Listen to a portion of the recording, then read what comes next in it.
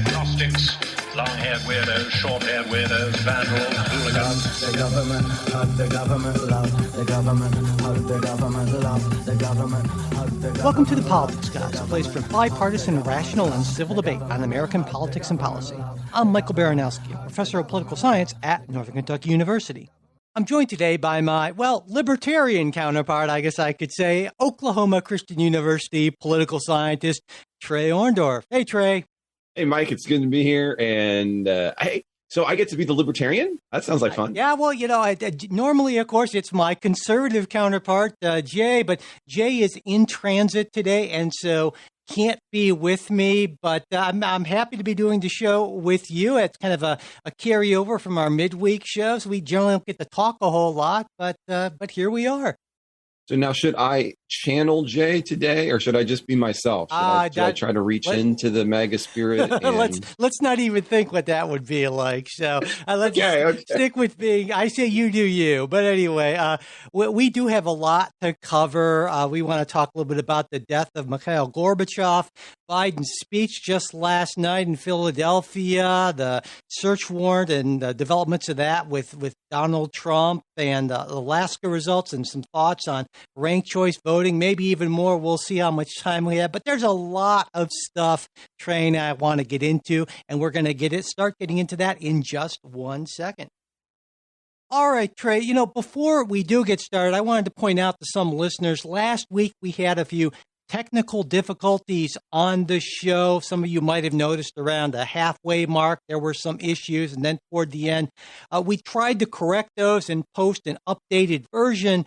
But how a lot of podcast apps work is that once you've downloaded the episode, if it's set to automatic download, it doesn't necessarily re-download. So if you did get a slightly corrupted version, our apologies. We corrected that as soon as we could, and we've taken care of the issues behind it. So we should be all good from this point on. So, all right. So I thought we would start with the death, the life and death of Mikhail Gorbachev, who died Tuesday at the age of 91. Now, Gorbachev was, of course, the last leader of the former Soviet Union. He came to power in the mid-'80s, and he was certainly not an anti-communist. I mean, he was an ardent believer in the Soviet system, but he felt that his country was on an unsustainable path, and he hoped to save that system by reforming it through a campaign of what's often called glasnost and perestroika, meaning openness and restructuring, that was sort of intended to make the country more democratic and more capitalist, but, not too democratic or capitalist. But change, once it began, got away from him and really the rest of the Soviet ruling elite. And so instead of revitalizing the Soviet Union, he presided over its dissolution, which was followed by a chaotic, corruption-filled transition to democracy that ended, with the rise to power of Vladimir Putin in the early 21st century. Gorbachev was hailed by a lot of folks in the West as sort of a heroic visionary, though in Russia he was and still is frequently reviled for instituting the reforms that they felt were responsible for the collapse of the Soviet system. Now, it's been over 30 years since Gorbachev was in power, and so you might reasonably wonder, why are we talking about him, especially in a podcast that focuses on present-day American politics and policy? And it's a good question. So, Trey, I'm going to throw that to you.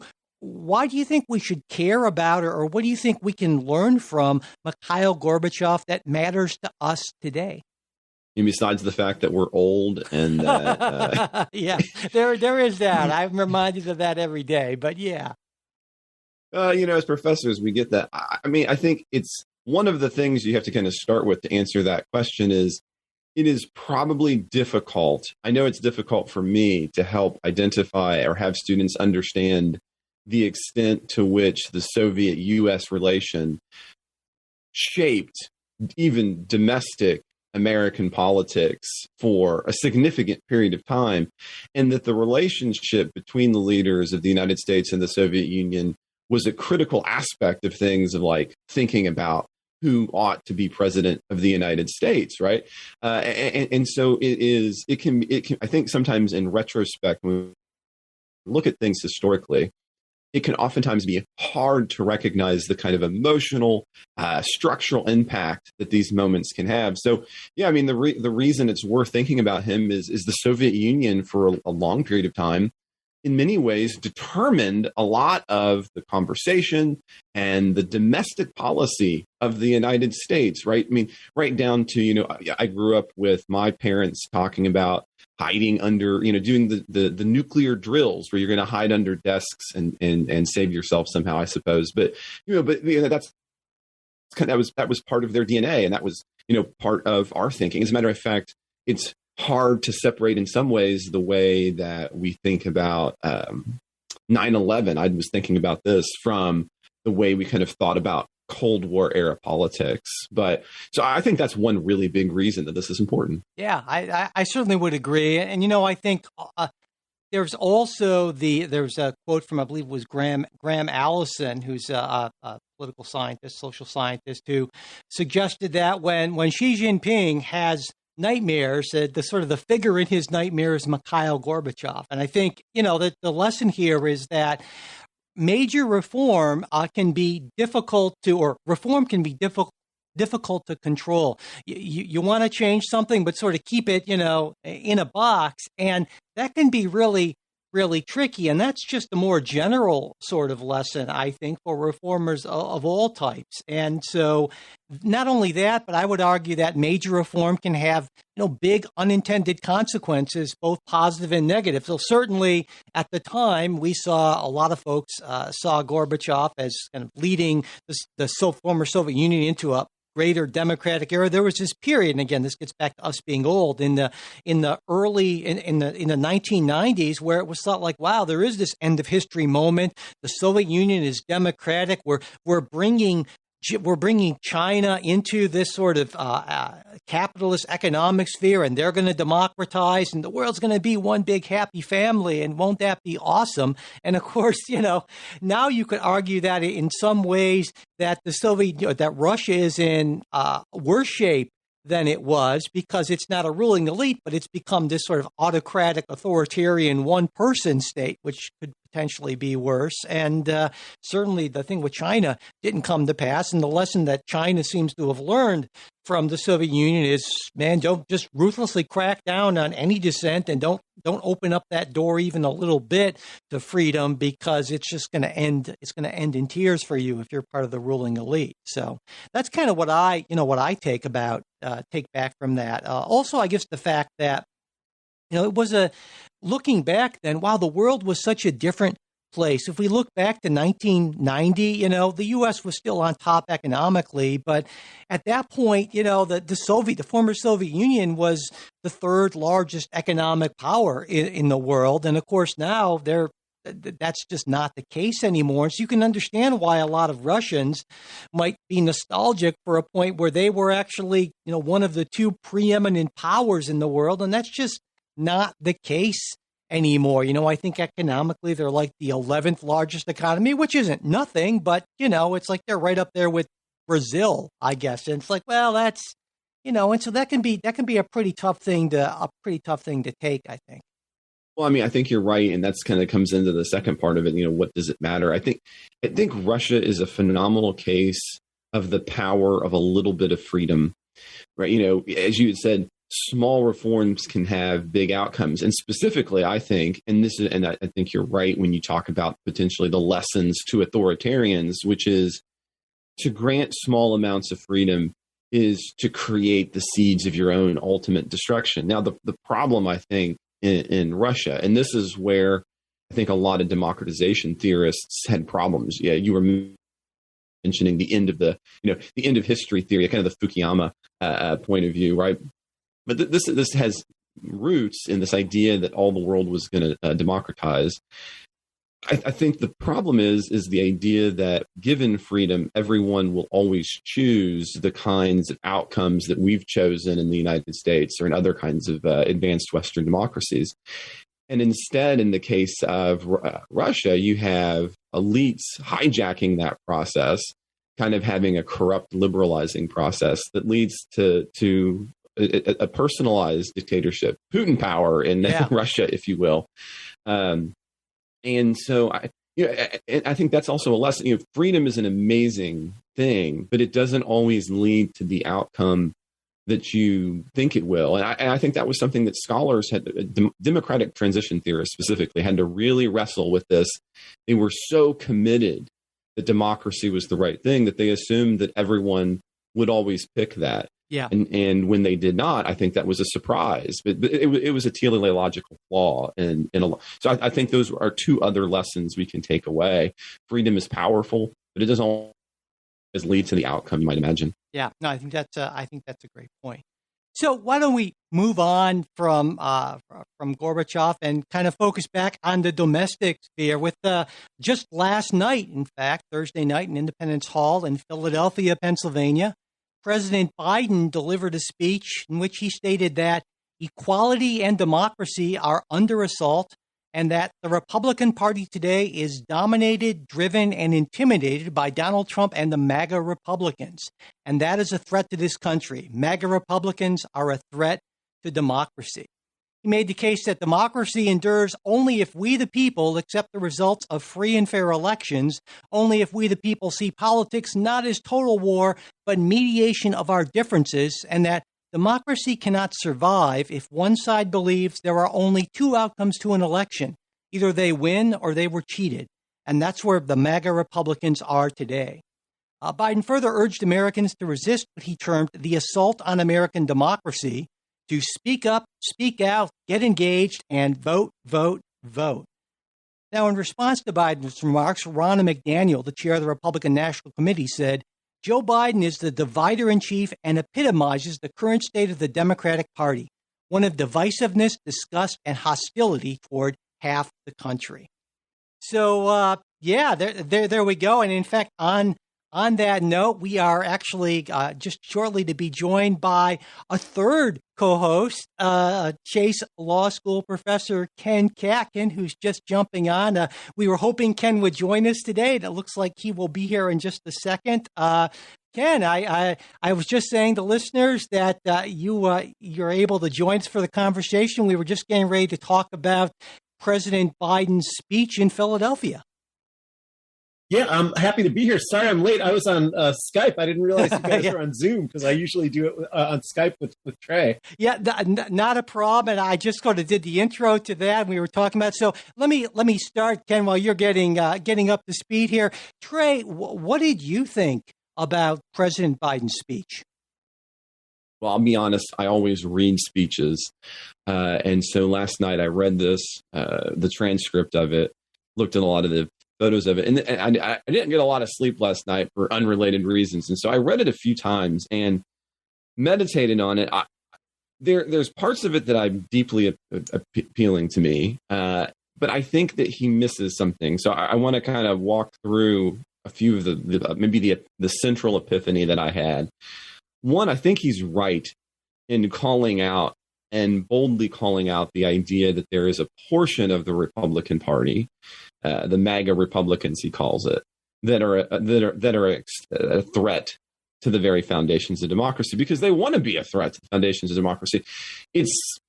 I think it's worthy of the president's attention to say that, and I don't think it's wrong and divisive to make that point.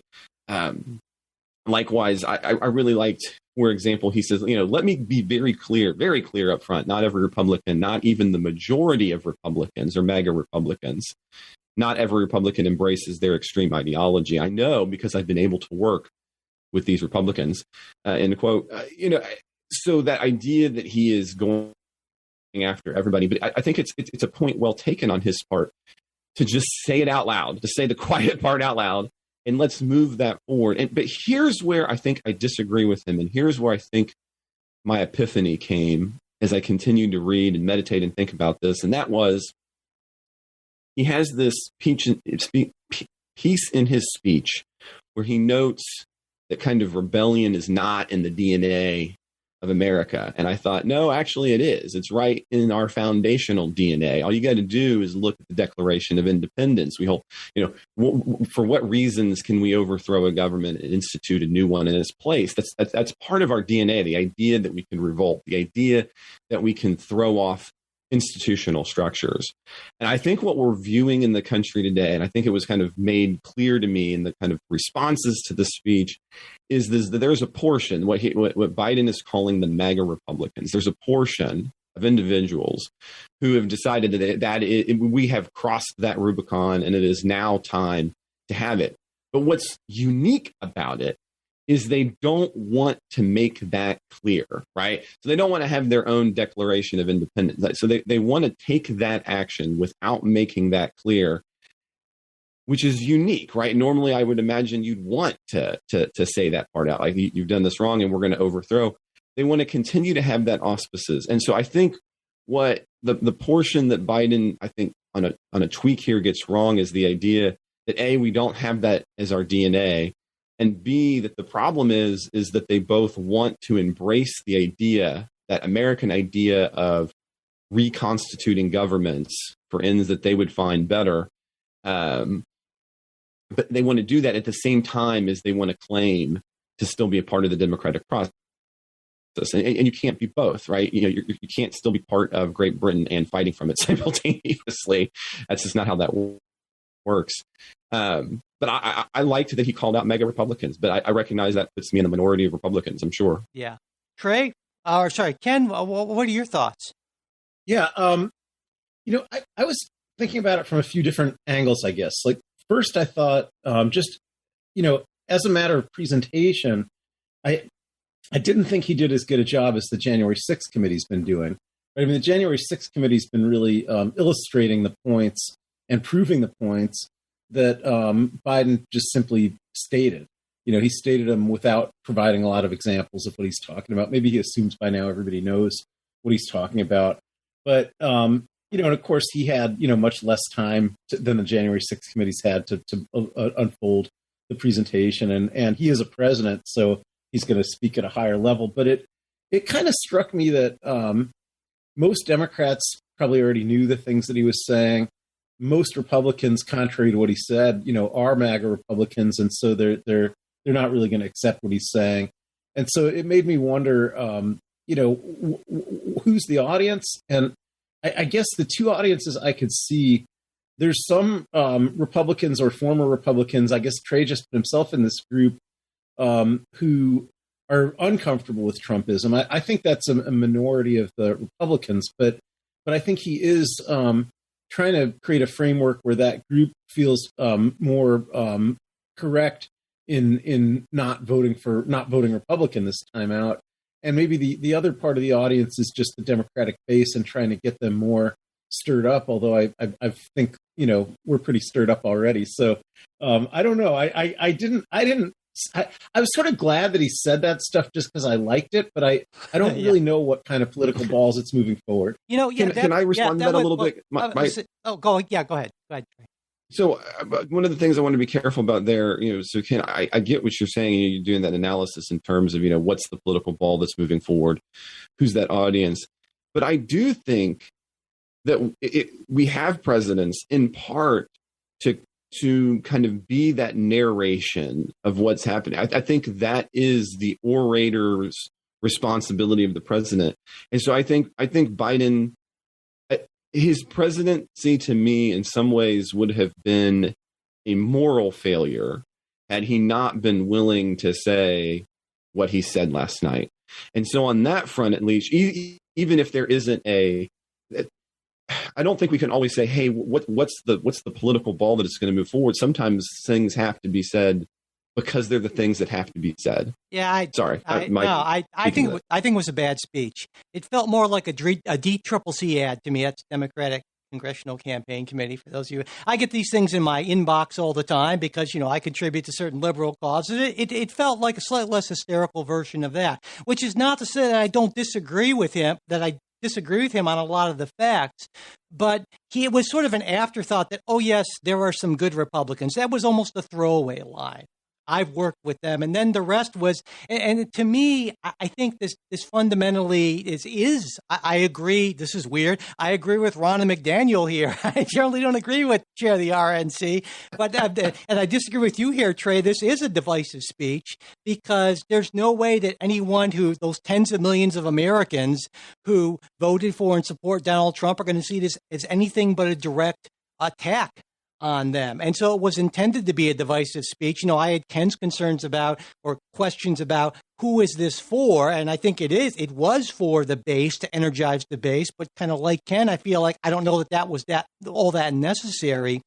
And it seems to me if it was a speech that Biden wanted to be politically helpful in any way, as opposed to just some sort of big campaign ad, well, then there would have been more about the purveyors of these lies in the media and why they're lies, more along the lines of the January 6th thing, and let's just hit MAGA Republicans again and again and again. And so I think it was at best a wasted opportunity, at worst just sort of a craven political ad. And so I was hugely disappointed in this speech. But that said, I do think that democracy is in danger in certain ways. And so I can agree with it and also believe that I just think it was, again, kind of a wasted opportunity. So that's my takeaway.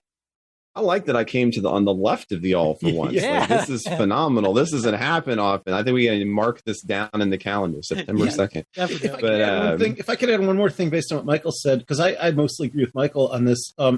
I think one thing that might have been very useful, like one missed opportunity in a speech like this was, maybe he wasn't going to redo all the work of the January 6th committee and give all the examples they've given of how much Trump tried to undermine democracy, but I think he could have thrown in a few more examples of other Republicans other than Trump and other than the Trump world trying to undermine democracy. And one example I probably would have used is, in Michigan right now, enough signatures were collected to put a Roe ballot initiative on the ballot, but because the board of canvassers has to have 2 Republicans and 2 Democrats, the 2 Republicans, for no reason at all, are just refusing to put the ballot initiative on the ballot, even though they have not said that there were any problems with the signatures or anything like that.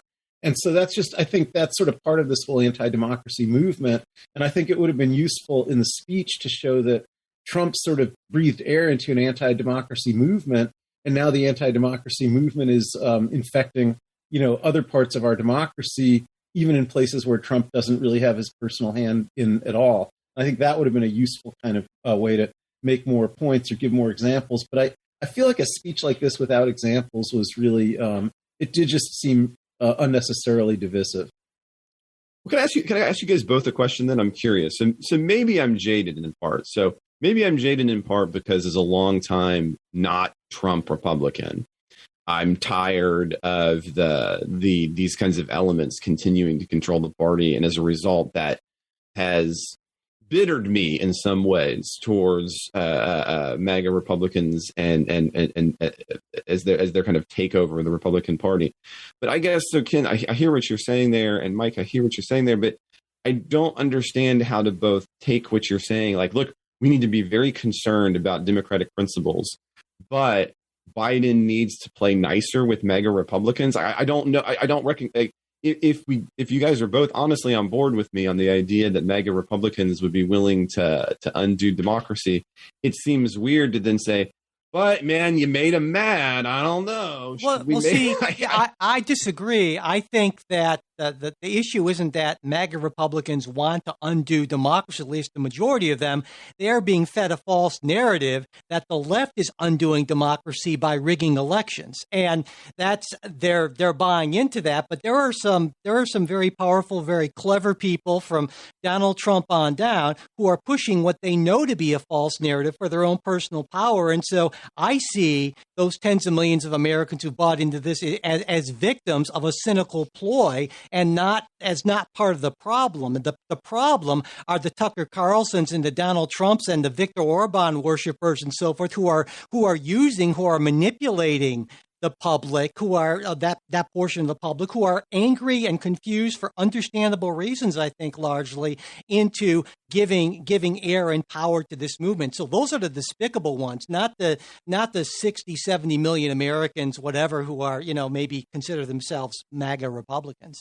That's my take on it. All right. Yeah, I'm sorry.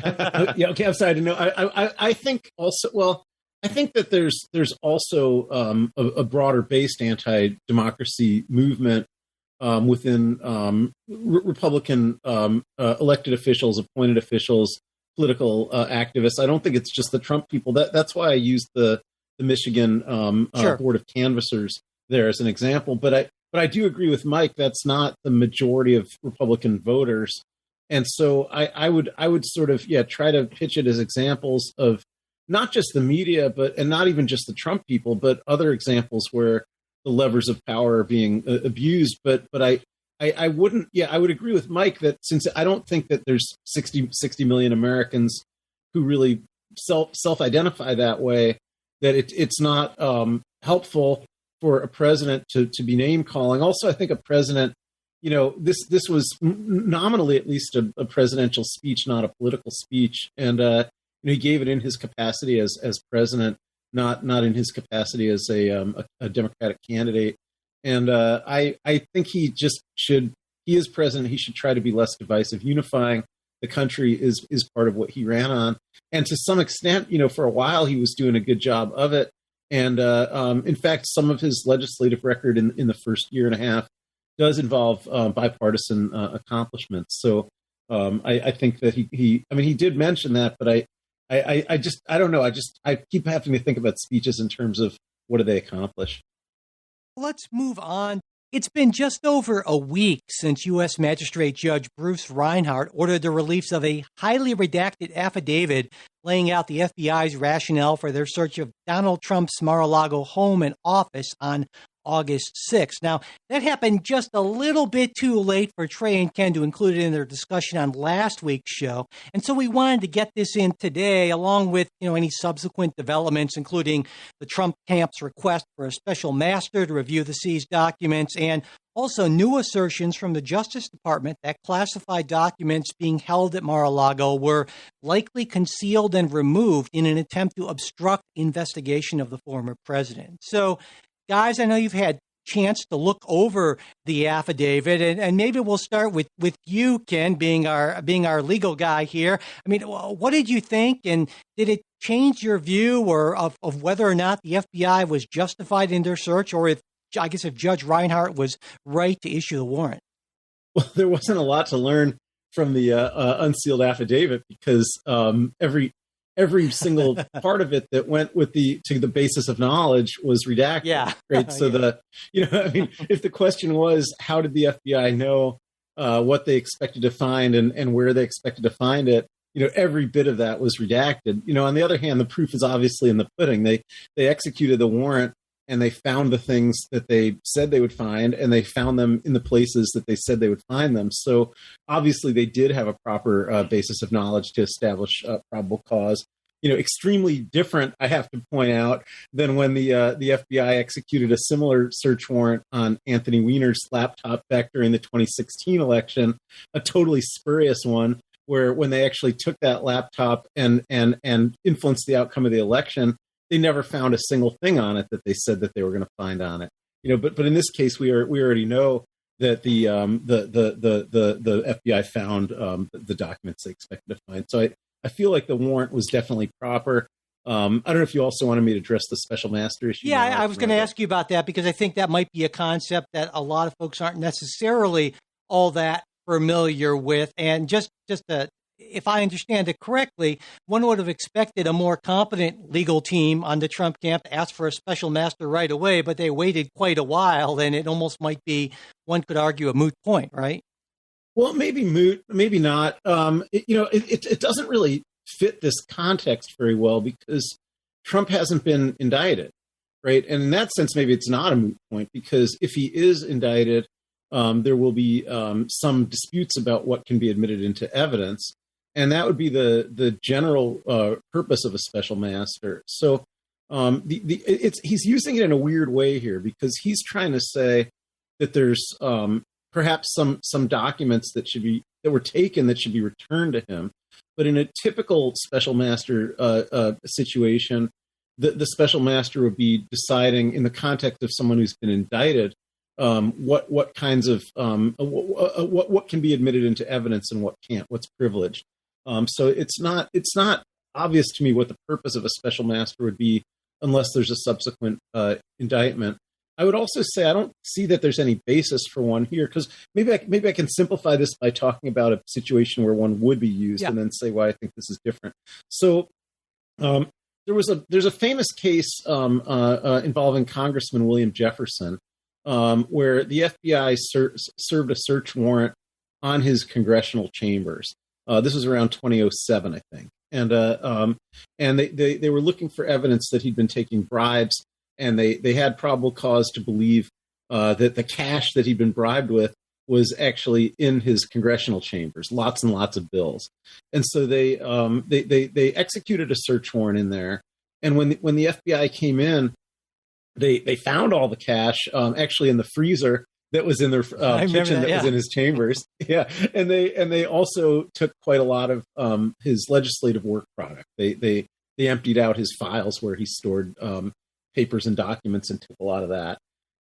Now, William Jefferson, who was then indicted for bribery, argued that he, under the speech or debate clause, the same clause that Lindsey Graham's been raising lately, which says that members of Congress shall not be questioned in any other place for anything in connection with anything they say in a speech or debate in Congress. Jefferson raised that and said that all this evidence that they took from my chambers, they should not be allowed to admit in evidence in the bribery trial because it's privileged under the speech or debate clause. Now, in a case like that, the court ruled that a special master should be appointed, and the idea is that the special master should look through all the documents that were taken and decide whether they're privileged or not, so that they could be returned to Jefferson, rather than looked at by the prosecutors, who would be thinking about whether they could use that evidence in the bribery prosecution. So the relevance was really whether the prosecutors could use this to prove out bribery by looking at the contents of what was in the documents, or whether they should be prevented from even seeing it by a special master. Now, the reason I think that's not so, I mean, Trump's making the analogy here, and he's saying, so therefore, I have some stuff that's privileged. I should be able to have a special master look at whether it's privileged or not, and the prosecutor shouldn't be able to look at it if it is. But I think that the several problems with that are, number one, I don't think the substance of what's in these documents is relevant in any way to the main crimes that are alleged in the warrant, right? It's just that he stole government property and he stole presidential records, and you wouldn't have to look in the documents to know that that's what they are. So I don't think that whether the documents would be privileged or not would matter.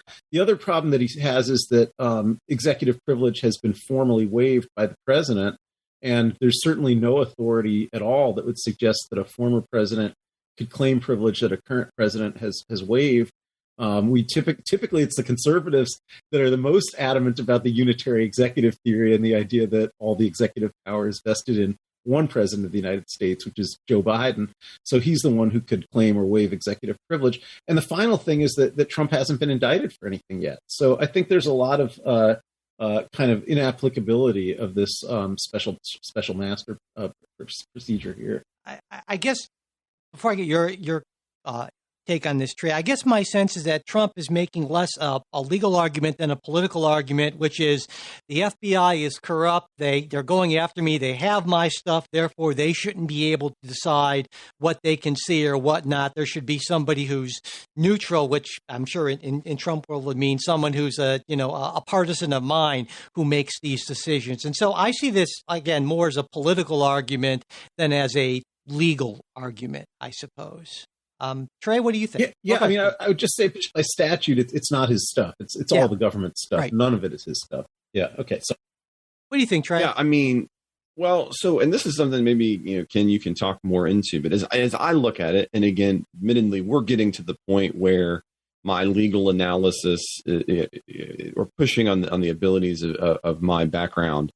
But there does seem to be a difference between what the Trump team is arguing in court and what the Trump boosters and Trump himself are saying. And that seems like, once again, kind of often the deadly legal strategy, right? So, for example, on Truth Social, I believe this was on Wednesday, Trump was noting about how, they took things from this particular file folder and that file folder, indicating that he knew precisely and what was the material being taken, while in his filings, to the point that we can see, it appears that the answer is, look, we gave them everything, and we didn't know there was anything else that could have been necessary to come back. It seems a little bizarre. It seems like a bizarre messaging. Now, I can talk more about that on the as you're saying, Mike, on the political facing side. It seems like a really terrible strategy on the legal side. And so, Ken, again, you can talk more into this, but oftentimes, for my dealings, when you saw a client and what they were saying in conflict with what their legal counsel is filing and doing, you were usually looking at somebody who is in a really bad place, right? There's lots of problems. But I mean, of course, we've said that about Trump before, but I don't know. It seems really bizarre to me that he continues to seemingly provide additional evidence that could be used if he ends up being prosecuted. I mean, most of the time, this would be the time to just shut up and just complain that the DOJ is political, right? Like, why say anything specific? See, I wonder, and now maybe I'm giving Trump too much credit here, but I wonder if Trump actually wants to egg them on in a certain way. And this is I guess this is where my main concern lies. On one hand, I think that Merrick Garland is an incredibly smart and cautious, judicious guy. And so the fact that he signed off on this suggests that there's a very real possibility that there's something huge here and that there's potentially a very good case for an indictment and a conviction of Donald Trump on very serious crimes and not just kind of an obstruction sort of thing. But on the other hand, I'm just concerned. There's that famous, I don't know if it's a famous quote, but one of my favorite shows of all time is The Wire, right? At one point, Omar Little says, "You come at the king, you best not miss." And I think, yeah, they've come at the king twice already. And to me, if there's another, potentially an indictment and then not a conviction, then that just makes Trump even stronger. And so I guess that's where I'm sort of torn. I think it's hard for me to see Garland is going forward without some kind of a really strong case. But at this point, of course, we don't know enough. I don't know what that case is. And so I'm wondering if Trump's just going to kind of slip through the net once again. And every time he does, it just strengthens the case that he's being unfair, the most prosecuted, biggest witch hunt in American history. And I think that makes him even stronger. So this is a dangerous thing that Garland and the DOJ are doing. And I just hope they know what they're doing. Ken, what do you think? Well, yeah, I share that concern, but I think, a lot of people right below Trump could be indicted and convicted. I mean, in fact, both Paul Manafort and Michael Flynn were indicted and convicted while he was president, although he pardoned them. But I think in this episode, as Trey was averting to you, it's absolutely a foregone conclusion now that his lawyer, Christina Bobb, who was also his formal custodian of records under the Presidential Records Act, she's certainly going to be convicted. And I think that I agree, Garland is probably still not decided whether he's going to move forward against Trump. But I think if he keeps moving forward against other people that were facilitating Trump, we know Giuliani's being targeted now. We know Eastman's being targeted now. I think all these people are going to be prosecuted, and I think a lot of them are going to be convicted. And that the decision of whether to actually indict Trump, I'm sure, is still down the road and has not been made yet. But I think that there's still the Justice Department's moving forward on a lot of cases against Trump world. I've heard some folks suggest that this is along the lines of it should be viewed as sort of like an organized crime operation. Is that you focus on these lower level people and you hope that one or more of them flip, because as it stands, if nobody does sort of implicate directly Donald Trump, I think the most likely result is you'll get some lower level convictions, but Trump won't end up being convicted, and so again he comes out of that, I think, even stronger potentially than before. And I think that's a gamble, a calculated risk that I guess Garland and the DOJ are taking. Well, I mean, Nixon was never indicted either, and of course he was pardoned. But I think in the court of public opinion, by virtue of the fact that all of his top deputies were convicted and he was pardoned, the case for guilt was made, I think, in the court of public opinion. And, Biden could actually pardon Trump. That's another possibility that's there, and could convict, the Justice Department could convict a lot of his top deputies and henchmen. Can I ask, I'm glad you brought that up, because this has been rolling around in the back of my brain. So, I mean, the likelihood that the DOJ brings charges against Trump seems slim to me for a variety of reasons. So if you're Biden, why not just pardon Trump blanket? And then everything that then here on after, he can't complain about being against him. It's all of his cronies that are going up. And it just undermines any, I'm being witch hunted. No, you're not. I've pardoned you for everything. Done. Moving on. I mean, I recognize that's a potentially risk. I just don't think the likelihood is that Trump gets indicted, in large part because the non-legal political ramifications would be catastrophic. Well, I don't know that Trump would actually have to accept a pardon, and I don't know that he would accept a pardon from Biden. But even if that were the case, there's still the fact that Joe Biden apparently is interested in being a two-term president, and I think that would perhaps doom him to a one-term presidency. So I just don't think politically that's something that Biden would even consider doing. You could make maybe a... But Biden... Go ahead. But Biden can't.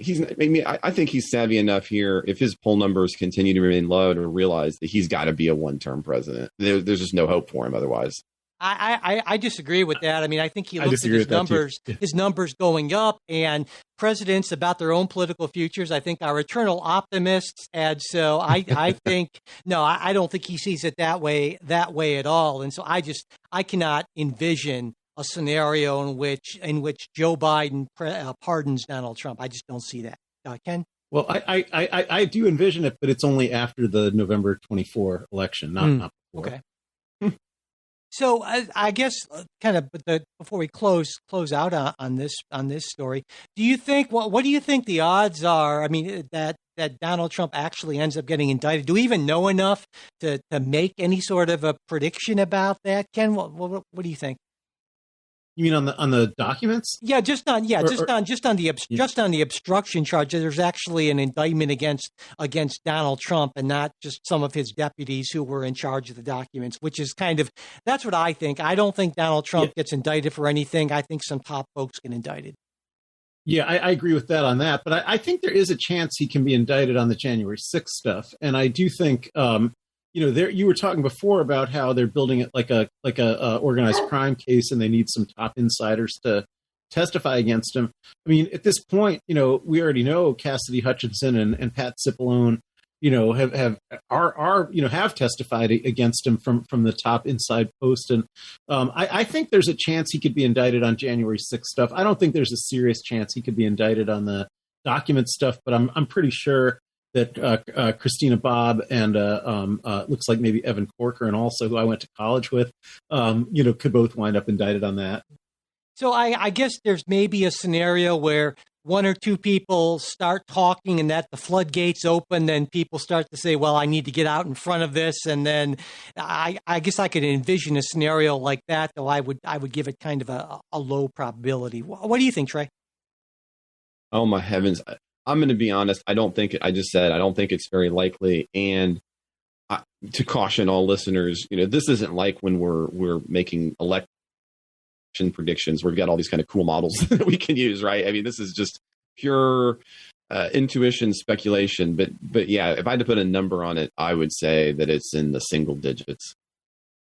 Well, let's move on to talk about some actual elections that took place. Well, a couple weeks ago, actually, right? On August 16th, Alaska held a special election for its lone House seat after the death of longtime Representative Don Young earlier in the year. And it was the first time that Alaska used their recently implemented ranked choice voting system, which voters in the state approved in their 2020 general election by a very slim margin, actually.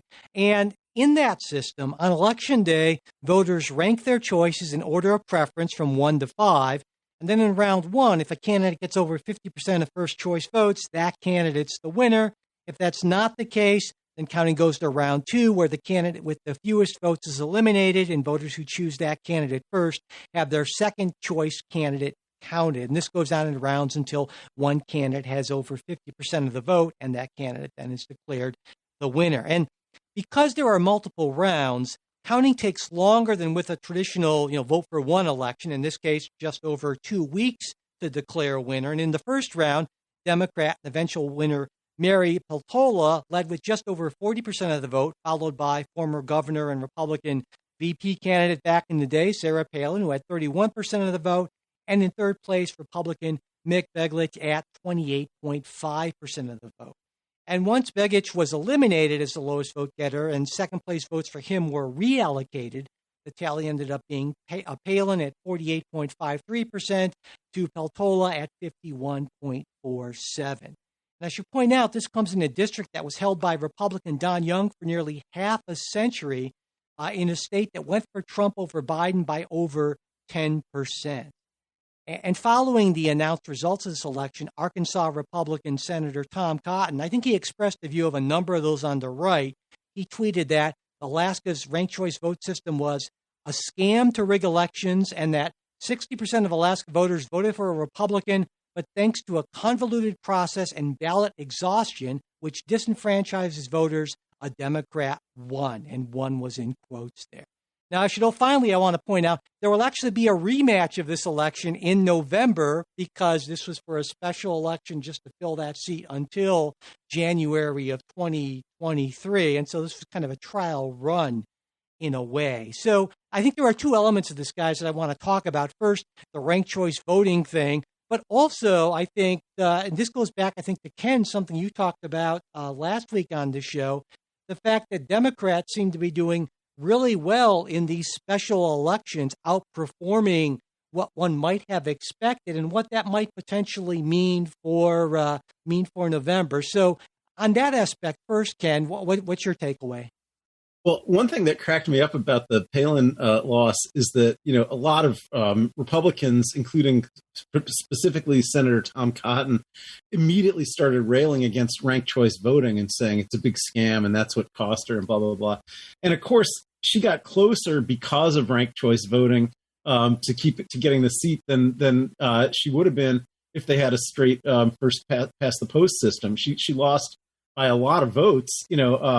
Mary Peltola got more than 70,000 votes. Sarah Palin only got 57,000 votes. So that's a difference of about 7 percentage points. So if they would have just given it to the candidate who got the most votes, it would have been a blowout for Peltola. And it was a little closer because of ranked choice voting. But these Republicans are all railing against ranked choice voting to, I think, kind of misdirect attention about why Palin lost. Yeah, generally, I think I'm sticking with what I said last week, that the special elections keep coming in a little bit better than expected for Democrats. In a couple of the states, that particularly Pennsylvania, I think have become it's not even close election in Pennsylvania anymore, and Arizona is becoming that way also. In fact, there was a big dust up between Mitch McConnell and Peter Thiel about which one of them is supposed to pick up the dark money bills to pay to support Masters' campaign in Arizona, because nobody's doing it. Masters isn't doing it. The National Republicans aren't doing it, and Peter Thiel isn't doing it.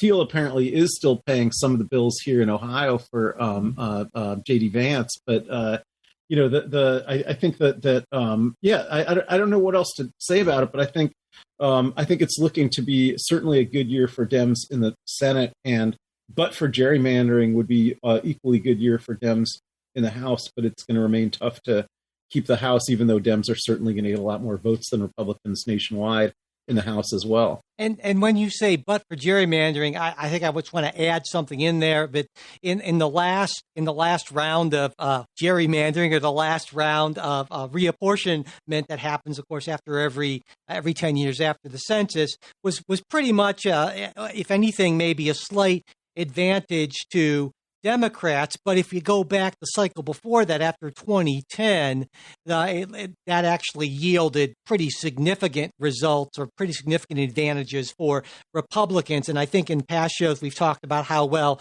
2020 might have been more or less kind of even after gerrymandering, but it didn't do a whole lot to correct what a lot of folks, especially on the left, saw as just extensive gerrymandering in 2010 to favor Republicans. And I don't know if that mischaracterizes your view on that, Ken, but I wanted to just put that in there. Yeah, well, I think that would have characterized my view on that about 6 weeks ago, but it actually got a lot worse since then because of, when we first looked at it that way, some things have changed on the ground since then, primarily having to do with judicial decisions. So in some of the states, including Ohio, where courts had previously held that the 2020 gerrymander was unconstitutional in favor of Republicans, they're going to use that unconstitutional map anyhow. Whereas in other states like New York, which were just recently gerrymandered to benefit the Democrats, the New York courts actually have stopped that gerrymandered map from taking effect and have written a new map that is benefiting Republicans. And so I think just because essentially the Republican legislatures that gerrymandered in 2020 for Republicans ultimately got away with it, and the Democratic legislatures that gerrymandered in 2020 for the Democrats ultimately were stopped by their own state courts from getting away with it, that I do believe the 2020 gerrymander in the end is going to increase the 2010 gerrymander and benefit Republicans even more. Gotcha. Trey, what are your thoughts just in general about, again, before we get into ranked choice voting, what, if anything, you think this election might tell us about potentially the midterm elections coming up in a few months here? Well, first I have to say, every time I hear, Ken, when you talk about the gerrymandered seats, I think this is an example of why Republicans have beat out Democrats in some senses, because we went local a long time ago, and Democrats always want to focus on national elections over local elections. But outside of that, I think it's hard to interpret what's happening in Alaska without talking about the ranked choice portion of it. Because one of the issues here is that voters, the reason you're going to institute ranked choice voting is the hope that voters will behave differently than they would in single member winner take all districts, right? And so one of the things that we see, so when you take a look at the numbers, you have a number of Republicans whose second choice on the ballot is a Democrat over Palin. And I think that kind of behavior happens because you're in a ranked choice. So I think it's difficult to peel the two apart, about what's going on more generally, what it might mean for Republicans and Democrats, without recognizing kind of the structural changes that ranked choice voting creates for voters. Yeah, I tend to agree with Ken that the midterms, the results of the special elections, give Democrats some reason for optimism going into the midterms. But I'm still, on the other hand, I'm still not entirely convinced that polling organizations have quite cracked the problem of how to properly weight the reluctance of certain conservative voters to respond to pollsters or to respond to accuracy. Maybe they have, maybe they haven't. I know that there's good faith efforts to do that, but I'm still skeptical until I actually see that happening. And so I can still, while I look at the models and I say, yeah, it sure looks like that the Democrats will at least maintain slim control over the Senate. It would not at all surprise me if it ended up being, say, like a 51-49 Republican advantage in the Senate if Walker ends up somehow winning in Georgia and the Republicans pick up in Nevada. I could totally see that happening, but I'm very on the fence about that, I guess I'll say. So, but let's move on to the ranked choice voting aspect of this. I'm a longtime fan of ranked choice voting. I disagree with Senator Cotton. I guess I have more faith in the voters than Senator Cotton does. I don't think it's very convoluted. It's a pretty straightforward process. We're used to ranking things in a lot of ways. And this idea of ballot exhaustion, I think, is a bogus argument. And so I don't think it at all disenfranchises voters. In fact, I think it gives voters more choice and more agency. And that's what he doesn't like. And I think in general, ranked choice voting is probably going to disadvantage extremists of all sides. And if you are an extremist like Tom Cotton or like Sarah Palin, of course you're going to see it as a bad thing. But I think it is a very positive development. I'm glad that Alaska has joined Maine in doing this, and I hope we see more states pick this up in national elections. So that's my take. Ken, how do you feel about ranked choice voting?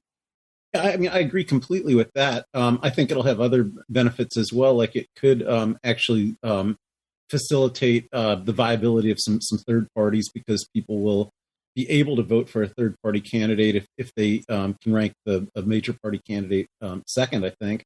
But I would also note that in Alaska, it could not have had less impact than it did. I think normally it will have more impact. But what you actually had in this Alaska election was out of all the people who voted for the other Republican Begich, that half of them did pick Palin as their second choice, and the other half divided evenly between people who picked Peltola, the Democrat, and people who didn't pick a second choice.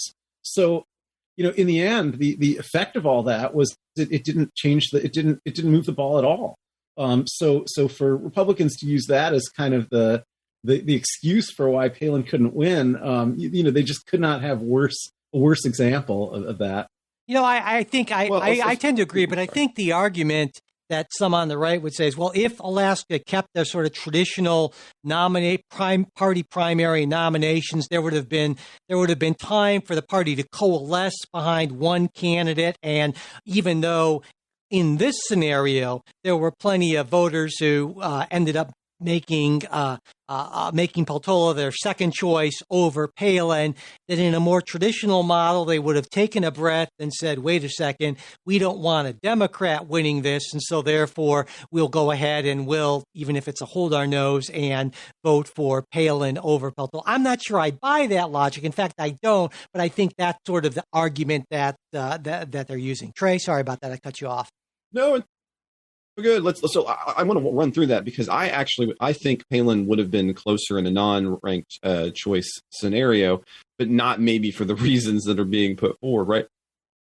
So on the science side of this, we recognize that one of the, if you like this, one of the advantages to the ranked choice is that voters are far more likely to put a non-registered party for a position at 2, 3, or 4. In other words, they're more willing to vote for somebody who doesn't share their party affiliation.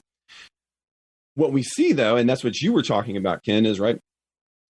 In the case of Besrick's votes, 29% of them end up going to a Democrat.